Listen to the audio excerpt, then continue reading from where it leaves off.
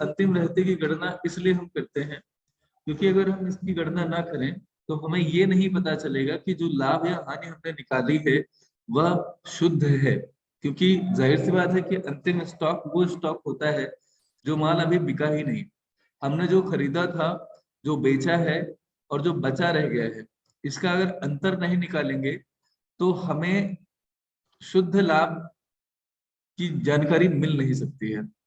तो अगर हमें चाहिए कि शुद्ध लाभ की गणना हम कर पाए, क्योंकि ये लाभ हानि खाते के credit profit and loss account या ट्रेडिंग अकाउंट जो बनाते हैं, तो ट्रेडिंग अकाउंट के क्रेडिट साइड में आने वाला एक महत्वपूर्ण आइटम है।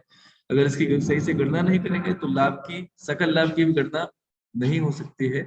तो हम अगर इसकी गणना करना चाहें तो कैसे करेंगे?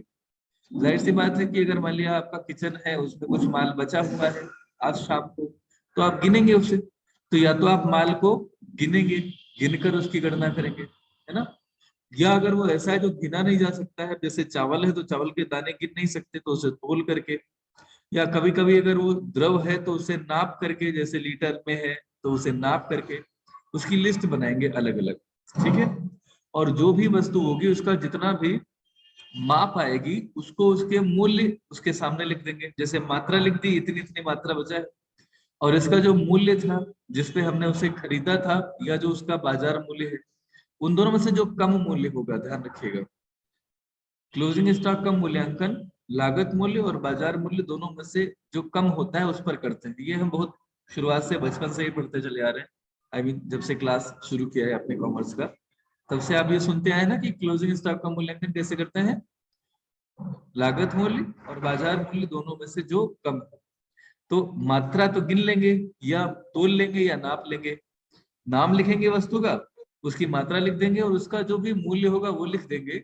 मात्रा गुणे मूल्य करेंगे तो उनका प्राइस आ जाएगा, उनकी लागत आ जाएगी हमारे सामने, और इस तरह से क्लोजिंग स्टॉक का मूल्यांकन हो जाएगा।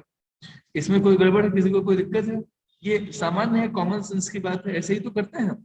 अगर हमें बचा हुआ माल, उसकी लागत कितनी है ये मैं जानता हूँ, उसका मूल्य कितना है, ठीक है।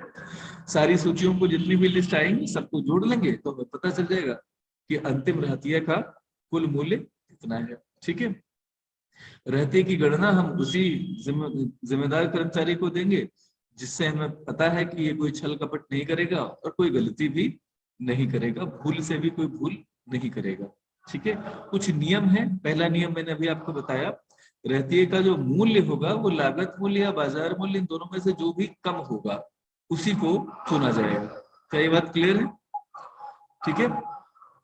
क्योंकि वित्तीय सिद्धांत हमारे ये कहते हैं कि यस सर। संभावित जो हानियां होती हैं उनके लिए हम पहले से प्रबंध करते हैं, लेकिन जो संभावित लाभ होते हैं उनका प्रबंध नहीं करते। और इसी सिद्धांत के अंतर्गत हम मूल्य करते हैं, दोनों में से जो कम है हम केवल उसे ही चुनेंगे। ठीक है, बात क्लियर है? Yes sir. दोनों में से जो यस कम। सर। उदाहरण इन्होंने दिया है कि मान लिया कोई वस्तु आपने 100 रुपए में खरीदी और उसका बाजार मूल्य 105 हो, तो आप ये समझिए कि अगर आपने उसे 100 रुपए में खरीदा है और बाजार मूल्य 105 है, तो आप 100 रुपए उसका मूल्य मान करके उसकी रहतिये का मूल्यांकन करेंगे 100 रुपए के हिसाब से। ठीक है। लेकिन अगर उसका बाजार मूल्य 95 है, जो 100 पे खरीदी गई थी, तो उसका आप मूल्य कितना लिखेंगे? 95। ठीक है। ये हो गया यस सर। अंतिम। 95। तो यस सर। सिंपल सी बात है, जितना भी यस स्टॉक सर। बचा हुआ है उसका नाम लिखिए, उसकी मात्रा लिखिए, उसका मूल्य, लागत मूल्य या बाजार मूल्य जो भी कम है वो लिखिए, मल्टीप्लाई कर लीजिए मात्रा गुणे मूल्य, यानी कि मात्रा गुणे रेट, मूल्य पर यूनिट यानी कि उसकी दर, और जो टोटल मूल्य आए, जो भी अलग अलग माल बचा है, जैसे मान लिया कपड़ों का व्यापार आप करते हैं, टी शर्ट बचा है, पैंट बचा है, जीन्स बचा है, जो भी है लिखते जाइए, कितने कितने बचे, कितने कितने वाले बच्चे, बच्चों के, लेडीज के, जेंट्स के, जो भी है लिख जाइए, और उनका मूल्य, लागत मूल्य और बाजार मूल्य दोनों में से जो कम हो वो लिख लीजिए, और फाइनली टोटल कर लीजिए। ये अंतिम रहतिये का मूल्यांकन हो गया। ठीक है। अब हमें अगला एक और आइटम निकालना है, बिके हुए माल की लागत। इसकी चर्चा करेंगे, लेकिन इससे पहले जो अंतिम स्टॉक की गणना हमने बताई, अगर इसमें कोई कंफ्यूजन हो तो पूछ लीजिए।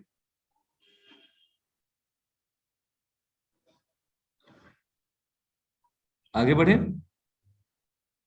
Yes sir. Yes sir. देखिए, कॉस्ट ऑफ सेल्स या बिके हुए माल की लागत का मतलब यह है, एक तो होता है सेल्स और एक है बिके हुए माल की लागत। तो सेल्स और बिके हुए माल की लागत का डिफरेंस क्या है? उसका डिफरेंस ये है ग्रॉस प्रॉफिट। आपने पढ़ रखा है ना, सेल्स माइनस लागत मूल्य यानी cost is equal to gross profit. तो ये बेसिकली बिके हुए माल की लागत है जो हमें निकालनी है।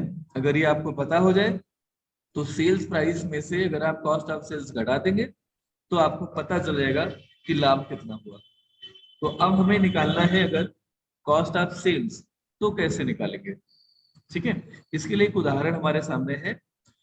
सिंपल सा एक फॉर्मूला है जिसका हम इस्तेमाल करेंगे और हम कॉस्ट ऑफ सेल्स निकाल सकेंगे। देखिए, हमारे पास कुछ जानकारियां हैं। 31 दिसंबर 2019 को आपको कहा गया है कि इन आंकड़ों से बिक्री का लागत मूल्य निकालिए। बिक्री का लागत मूल्य यानी कॉस्ट ऑफ सेल्स। तो जो दिया है वो है ओपनिंग स्टॉक 2600, जो आपने कुल माल क्रय किया है वो है 12,350, और जो आपने वापसी उसमें कर ली है माल की, मतलब लोगों ने आपको वापस कर दिया है माल, सॉरी, जो आपने माल क्रय किया था वो आपने वापस कर दिया क्योंकि आपको वो ठीक नहीं लगा, ऐसा परचेज रिटर्न 150 का है। कुछ डायरेक्ट वे हुए हैं 1100 के, और टोटल बिक्री है 16,700, जिसमें बिक्री वापसी भी कुछ हो गई। कुछ माल आपने जो बेचा था वो लोगों को ठीक नहीं लगा होगा, उन्होंने 200 रुपए का माल वापस किया है, और अंतिम रहतिया दिया गया है। ये जो कुल बिक्री और विक्रय वापसी होती है, इनको कुल बिक्री में से जब बिक्री वापसी घटाते हैं तो शुद्ध विक्रय आ जाता है। इसे हम बोलते हैं नेट सेल्स। अब ये क्या है? Total sales. तो हमें यहाँ गणना करने के दौरान नेट सेल्स चाहिए, नेट परचेजेस चाहिए। तो दी गई परचेजेस में से परचेजेस वापसी घटा के तभी लिखेंगे, और कुल बिक्री में से बिक्री वापसी घटा करके तभी हम उसे जोड़ेंगे, गणना में तभी लेंगे। तो देखिए कैसे इसे किया जाता है। इसका फार्मूला है कॉस्ट ऑफ गुड्स सोल्ड का पहला फार्मूला होता है ओपनिंग स्टॉक। लिख लीजिए। देखिए ये स्टेटमेंट फॉर्मेट में बना है, फार्मूले फॉर्मेट में नहीं बना है। स्टेटमेंट में क्या होता है, ये पर्टिकुलर्स है। यहाँ दो कॉलम होते हैं, एक इंटरनल कॉलम होता है, इनर कॉलम होता है धनराशि का अमाउंट का, और एक आउटर कॉलम होता है। इन्होंने कॉलम नहीं बनाया, अगर आप कॉलम बनाए तो एक ये कॉलम हो जाएगा, ठीक है, और एक ये कॉलम हो जाएगा। यहाँ पर ये पर्टिकुलर्स का कॉलम रहेगा, ठीक है। ये कॉलम कौन सा है? पर्टिकुलर्स का। तो इसमें आपने लिखा क्या है? इसमें आपने लिखा है सबसे पहले ओपनिंग स्टॉक। ये ओपनिंग स्टॉक हमारे सवाल में दिया गया है। ओपनिंग स्टॉक बताइए कितना है? ऊपर दिया गया है 2600। इस ओपनिंग स्टॉक में हमें कुछ एडजस्ट नहीं करना है, तो सीधे सीधे हम इसे बाहर लिख देंगे आउटर कॉलम में, ठीक है। ये अमाउंट का आउटर कॉलम है, क्लियर। तो ये हमने इसे बाहर लिख दिया। इसके बाद क्रय लिखेंगे इंटरनल कॉलम में, और यहाँ पे हम क्रय वापसी घटाएंगे 150, बाहर जो आएगा वो होगा 12,200, ये बाहर लिख दिया जाएगा। फिर प्रत्यक्ष व्यय जो दिए गए हैं डायरेक्ट एक्सपेंसेस। डायरेक्ट एक्सपेंसेस वह एक्सपेंसेस होते हैं जो कि किसी भी बिजनेस में फैक्ट्री से संबंधित होते हैं, उत्पादन से संबंधित होते हैं, या क्रय से संबंधित होते हैं। इनको हम प्रत्यक्ष व्यय बोलते हैं। तो क्रय से संबंधित व्यय डायरेक्ट व्यय है, उनको हम यहाँ पर लिख लेंगे। ओपनिंग स्टॉक, शुद्ध क्रय और प्रत्यक्ष व्यय, इन तीनों को जोड़ेंगे, जो आएगा वो 15,900 होगा। अंतिम रहतिया भी लास्ट में दिया गया है। इस अंतिम रहतिया को हम इसमें घटाएंगे जब, तो जो बचेगा वो होगा 12,800, ठीक है। ये जो 15,900 आता है इसको हम बोलते हैं कॉस्ट ऑफ गुड्स परचेज्ड या कॉस्ट ऑफ गुड्स प्रोड्यूस्ड। अगर आप उत्पादन कर रहे हैं तो कॉस्ट ऑफ गुड्स प्रोड्यूस्ड कहा जाता है इसी को। अगर आप केवल एक ट्रेडर हैं तो इसी को कॉस्ट ऑफ गुड्स परचेज्ड कहा जाएगा, ठीक है। जब इसमें से अंतिम रहतिया घटा देंगे तो जो आपने परचेज किया था उसकी लागत है 15,900, उसमें जो अभी बिका नहीं है वो 3,100 है। तो जब आपने टोटल परचेज जो किया था उसमें से अगर आपने उसकी लागत में से अगर आप क्लोजिंग स्टॉक घटा दें तो ये जो बचता है ये क्या होता है? ये बिके हुए माल की लागत है, यानी कि बिक्री की लागत है। इसे कॉस्ट ऑफ सेल्स कहा जाता है, ठीक है। कॉस्ट ऑफ सेल्स क्लियर है? आपको समझ में आती है बात? जो माल आपने खरीदा है, ठीक है, यस सर। जो भी माल आपने खरीदा है, जो कि वो माल खरीदा पहले से कुछ 2600 का माल था जो खरीदा, वो नेट 12,200 का था।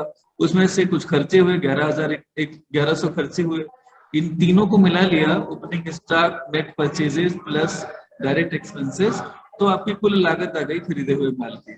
उसमें से जो आपने बेचा नहीं है अभी वो घटा दीजिए, तो बेचे हुए माल की लागत आ जाएगी। बहुत सिंपल सी बात है।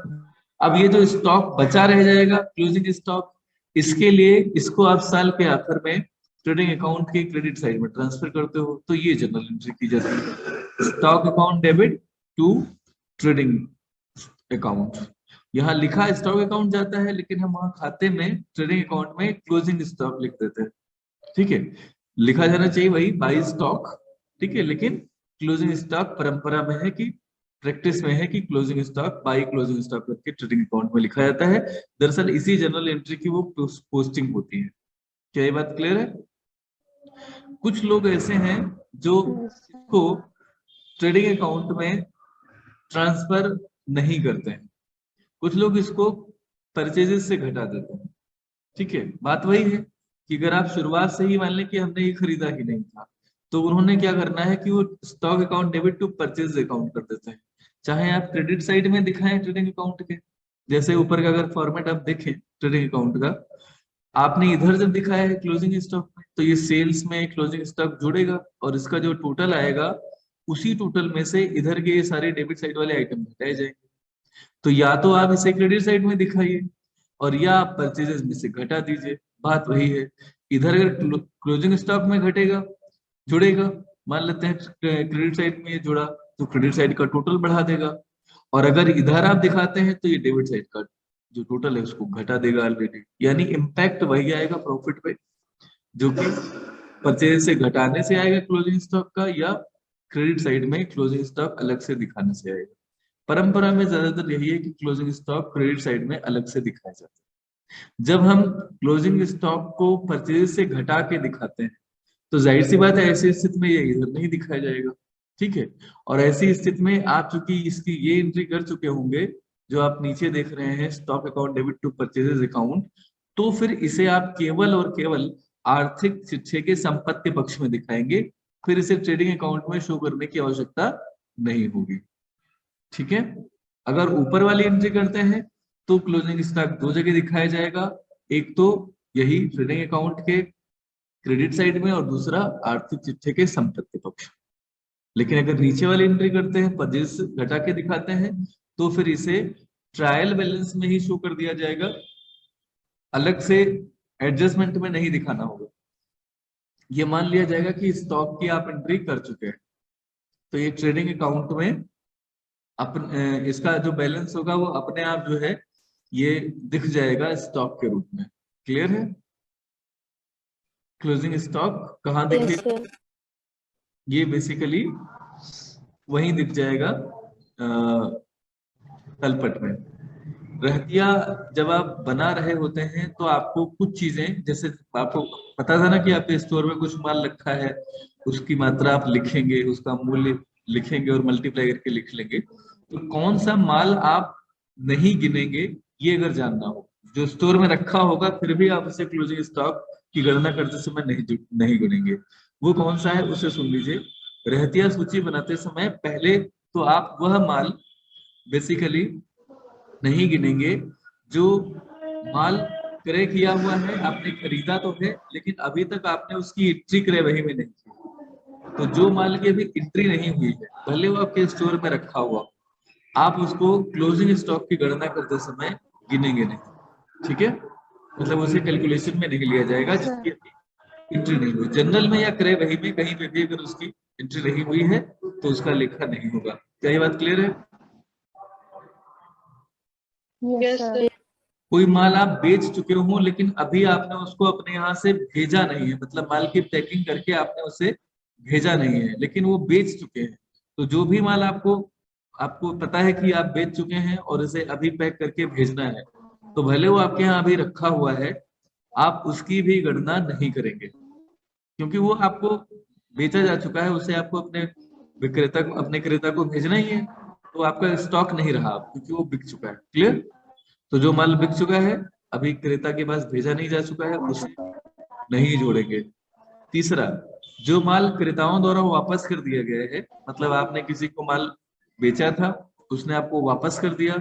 लेकिन अगर आपने इसका लेखा नहीं किया है बिक्री वापसी बही में, यानी कि जो सेल्स रिटर्न है, अगर उसका एंट्री नहीं हुई और माल आ गया है, तो आप अभी उस गुड्स को क्लोजिंग स्टॉक में शामिल नहीं करेंगे। अगर एंट्री हो चुकी है तो शामिल करेंगे, लेकिन अगर बिक्री वापसी की एंट्री नहीं हुई है तो आप उसे शामिल नहीं करेंगे क्लोजिंग स्टॉक के दौरान। ठीक है।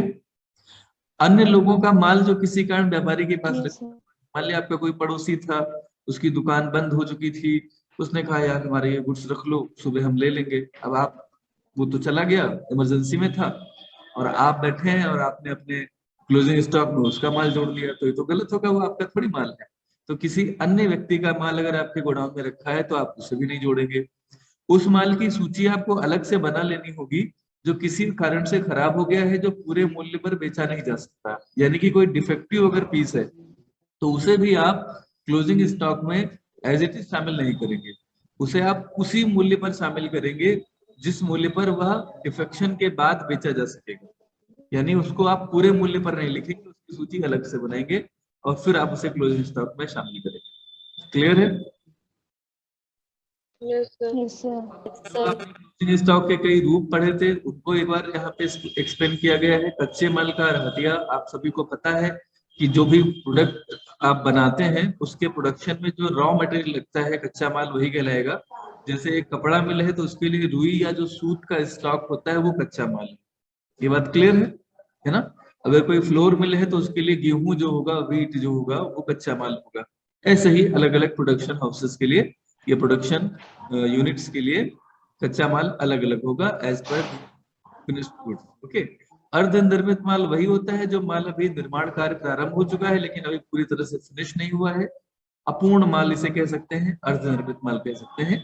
इसके लिए work in progress, stock of work in progress आता है। जो तीसरा स्टॉक का रूप है वह है पूर्ण निर्मित माल, जो माल पूरी तरह से बन चुका है। और स्टोर्स का रहतिया मैंने आपको बताया था कि उत्पादन करते समय आपको कच्चे माल के अलावा कई अन्य एसेसरीज की आवश्यकता पड़ती है, सहायक वस्तुओं की आवश्यकता पड़ती है, जिनको हम एक नाम देते हैं सम्मिलित रूप से स्टोर। में कोयला, ईंधन, रासायनिक पदार्थ, मशीनों का तेल, ग्रीस वगैरह ये सब आता है। उनके ऐसे कंपोनेंट भी आएंगे जो टूटते फूटते रहते हैं, जिन्हें रिप्लेस करना होता है। ठीक है। उसमें से स्टोर्स का ओवरऑल यस जो सर। क्या होगा, उसका जो भाग आप यूज कर लेंगे उसे स्टोर्स कंज्यूम्ड कहेंगे। जो बचा रह जाएगा वो स्टोर्स के रहतिये में रहेगा। जो कंज्यूम कर चुके हैं उसे ट्रेडिंग अकाउंट के डेबिट में दिखा देते हैं, और जो बचा रह जाएगा वो क्लियर। साल की शुरुआत में आपका कुछ स्टोर्स का ओपनिंग स्टॉक होगा, कुछ आप साल भर में खरीदेंगे, फिर उसमें से क्लोजिंग स्टॉक घटा देंगे, जो बचेगा उसी को हम स्टोर्स कंज्यूम्ड बोलते हैं। ये फॉर्मूला आपको कल के वीडियो में बताया था।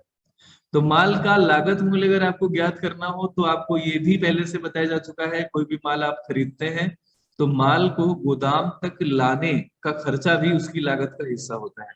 ये पता है ना सभी को? कोई वस्तु खरीदने, कोई मशीन खरीदे या माल यस खरीदे, सर।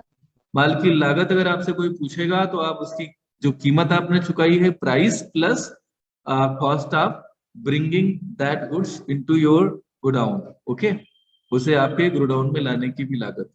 अब माल का अगर हम मूल्यांकन करेंगे तो इसमें कुछ विधियां होती हैं, स्टॉक के मूल्यांकन की कुछ विधियां हैं, इन्हें हम कल जानेंगे। आज के लिए इतना ही। ठीक है। माल जो है वो हमारे यहाँ आया है, उसकी कितनी लागत है अगर हमें ये जानना हो तो उसकी कुछ तरीके होते हैं। या यूं कहें कि जो माल हमारे यहाँ बचा रह जाएगा अगर हम उसकी गणना करना चाहें तो हम कैसे करेंगे, तो उसके लिए ये कुछ विधियां हैं जिन्हें हम कल जानेंगे। आज के लिए इतना ही। थोड़ा सा आज क्लास तकनीकी कारणों से डिस्टर्ब रही है, फिर भी होपफुली जितना आप समझ पाए उतना अच्छा है। तो thank you so much for joining.